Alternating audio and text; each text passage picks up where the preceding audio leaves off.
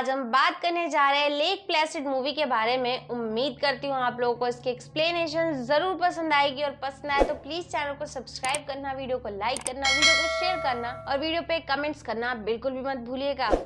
दोस्तों, मूवी की स्टार्टिंग में हमें मेन नाम के एक टाउन में मौजूद लेक का सीन दिखाया जाता है, जहां पर fish end game officer bolt sheriff hang की हेल्प से स्कूबा डाइविंग कर रहा होता है। तभी कोई अनजान क्रीचर उस पर अटैक कर देता है और जब हैंक उसे बचाने की कोशिश करता है तो बोल्ट का आधा कटा हुआ शरीर अलग हो जाता है। जिसके बाद हम एक म्यूजियम में काम करने वाली जीवाश्म की एक्सपर्ट केली को देखते हैं, जिससे उसका सीनियर केविन ब्रेकअप कर लेता है क्योंकि केविन का उसके दूसरे कलीग से अफेयर चल रहा था। इस चीज से केली बहुत ज्यादा दुखी होती है, जिसके बाद केली के पास केविन पहुंचता है और उसे वोल्ट के एक्सीडेंट के बारे में बताता है। साथ ही ये भी बताता है कि उसकी डेड बॉडी से एक दांत मिला है जो कि काफी अजीब है, इसलिए जीवाश्म वैज्ञानिक होने की वजह से तुम्हें उस दांत की जांच करने के लिए वहाँ पर जाना होगा। हालांकि केली वहाँ बिल्कुल भी नहीं जाना चाहती थी, लेकिन जब वो समझ जाती है कि केविन अपने अफेयर की वजह से उसे खुद से दूर भेज रहा है, इसलिए ना चाहते हुए भी केली को वहाँ से जाना पड़ता है। फिर केली उस दांत को देखने के बाद बताती है कि वो किसी रेंगने वाले जीव का है। इस दौरान वो डेड बॉडी भी देखने के लिए कहती है, जिसे देखकर वो बहुत ज्यादा डर जाती है क्योंकि डेड बॉडी की कंडीशन आज से ज्यादा खराब थी। जिसके बाद वो लेक देखने का फैसला करती है। इस दौरान जेक उसे अपने साथ ले जाने से मना करता है, लेकिन वो उससे कहती है कि मैं तुम्हारे काम में किसी भी तरह की कोई दखल नहीं दूंगी।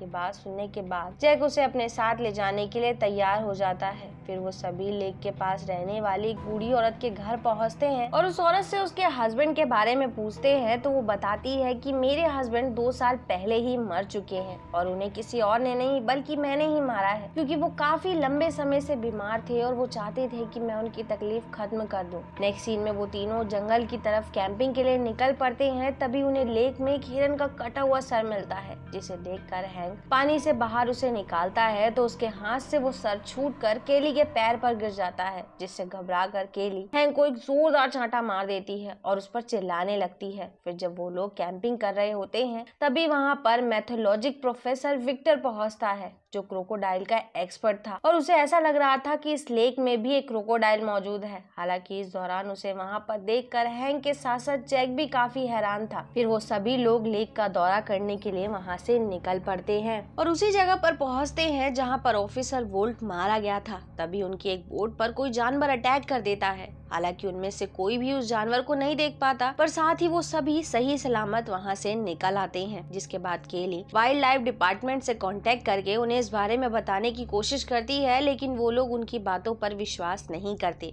जिसके बाद उन लोगों को एक कटा हुआ अंगूठा मिलता है जो पूरी तरह से सड़ गया था। इसे देखकर हेक्टर बताता है कि इसे किसी जानवर ने निगलकर उगल दिया है, इसी वजह से इस तरह से सड़ रहा है। नेक्स्ट सीन में हम देखते हैं कि हेक्टर हैंक को बात बात पर परेशान कर रहा था। इस बात से वो बहुत ज्यादा गुस्सा हो जाता है और उससे कहता है कि अगर मेरे हाथों में होता तो मैं तुम्हें तुरंत ही यहाँ से भेज देता। फिर जब रात में हैंक टेंट से बाहर आता है तो उसे अपने आसपास किसी के होने का एहसास होता है और झाड़ियों में चेक करने पर उसे वहाँ पर हेक्टर दिखाई देता है, जो कि एक ट्रैप बिछा रहा था, जिससे हैंक उस पर गुस्सा हो जाता है क्योंकि वो उसे शूट करने वाला था। इसी वजह से उन लोगों में आपस में झड़प होने लगती है और जैक उन्हें समझाकर किसी तरह से अलग कर देता है। अगले दिन वो लोग पानी के जानवर को पकड़ने के लिए एक प्लान बनाते हैं, जिसमें हेक्टर हैंक से पानी के अंदर डिवाइस डालने के लिए कहता है, जो बिल्कुल मगरमच्छ के बच्चों की तरह आवाज करता है। और इस दौरान वो जैक के साथ पानी में रहने का फैसला करता है। हालांकि ये बात हैंक को बिल्कुल भी हजम नहीं होती, तो हेक्टर उसे समझाता है कि क्रोकोडाइल पानी के अंदर अटैक नहीं करते क्योंकि उन्हें पानी में कुछ भी दिखाई नहीं देता है। जिसके बाद जैक और हेक्टर पानी में उतर जाते हैं। तभी कोई जानवर उनके बोट की रस्सी को खींचने लगता है, जिस वजह से केली पानी में गिर जाती है। लेकिन इससे पहले कि वो जानवर उसे नुकसान पहुंचा पाता, हैंक उसके पास पहुंचकर उसे बचा लेता है। तभी जैक और हेक्टर भी पानी से सही सलामत बाहर आ जाते हैं। फिर जब उनके साथ मौजूद एक ऑफिसर पानी में मौजूद डिवाइस को बाहर निकाल रहा होता है, तभी एक अनदेखा जानवर उस पर हमला कर देता है और उसके सर को काट कर उसके धड़ से अलग कर देता है। ये सब कुछ देखकर केली पूरी तरह से बौखला जाती है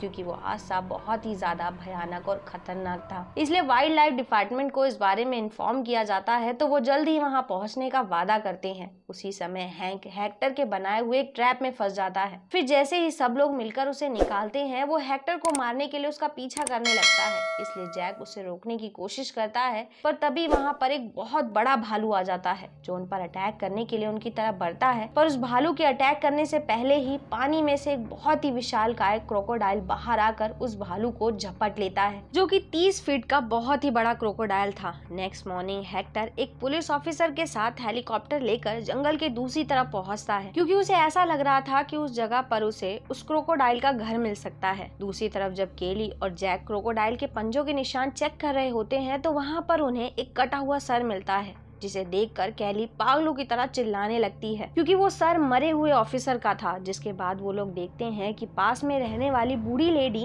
लेक में मौजूद मगरमच्छ को अपनी पाली हुई गाय खाने के लिए दे रही थी। इस चीज को देखकर सभी लोग बहुत ज्यादा हैरान होते हैं और पूछताछ करने के लिए उस लेडी के पास पहुंचते हैं। तो बताती है कि मैंने कोई गुनाह नहीं किया है, मैंने बस उसे खाना खिलाया है और ये काम मैं पिछले 6 सालों से कर रही हूँ। ये सब सुनने के बाद ऑफिसर्स को पता चल जाता है कि उस लेडी के हस्बैंड को भी इसी मगरमच्छ ने मारा है, पर वो लेडी इस चीज के लिए नकारती है और कहती है कि वो सिर्फ एक एक्सीडेंट था। दूसरी तरफ हेक्टर पानी में कूद जाता है, लेकिन जब वो बाहर निकलता है तो क्रोकोडाइल उसके बिल्कुल सामने था, जिससे वो बहुत ही ज्यादा घबरा जाता है। पर हेक्टर पुलिस ऑफिसर की हेल्प से क्रोकोडाइल को चकमा देकर वहां से बच निकलता है। हालांकि वो क्रोकोडाइल उनके हेलीकॉप्टर को बुरी तरह से जकड़ लेता है, लेकिन वो लोग उसे शूट करके खुद को रिलीज कर लेते हैं। हेक्टर की ये हरकत जानने के बाद जैक बहुत ही ज्यादा गुस्सा होता है और उसे ऐसा दोबारा करने से साफ मना करता है। जिसके बाद केली भी हेक्टर को समझाती है कि तुम ऐसा दोबारा नहीं करोगे, जिस बात के लिए हेक्टर तैयार हो जाता है, लेकिन वो कहता है कि तुम उन लोगों से कहो कि वो उस क्रोकोडाइल को ना मारे।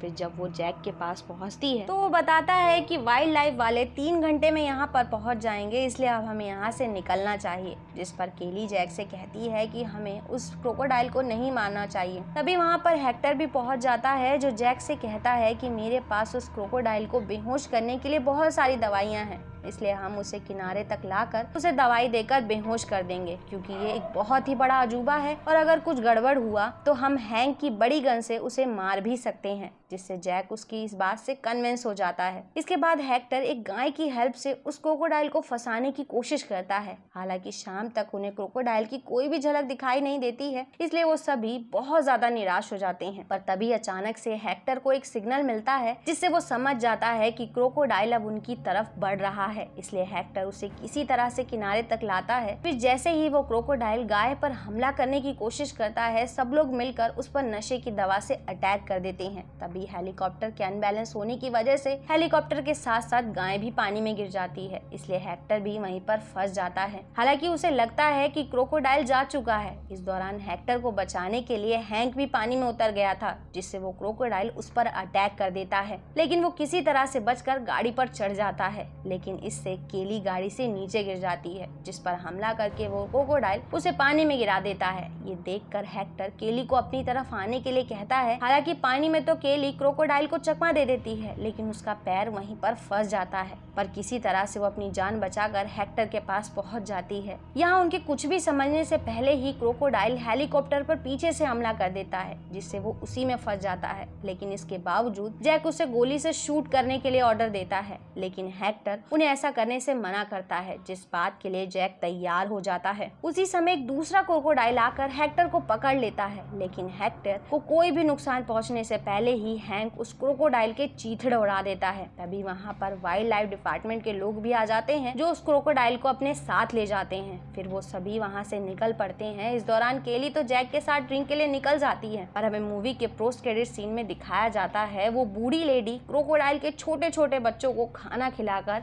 उन्हें पाल रही है। और इसी के साथ ये मूवी यहाँ खत्म हो जाती है। दोस्तों, उम्मीद करती हूँ आप लोगों को इसकी एक्सप्लेनेशन जरूर पसंद आई होगी, और पसंद आई तो प्लीज चैनल को सब्सक्राइब करना, वीडियो को लाइक करना, वीडियो को शेयर करना और वीडियो पे कमेंट्स करना बिल्कुल भी मत भूलिएगा। And thanks for coming and watching.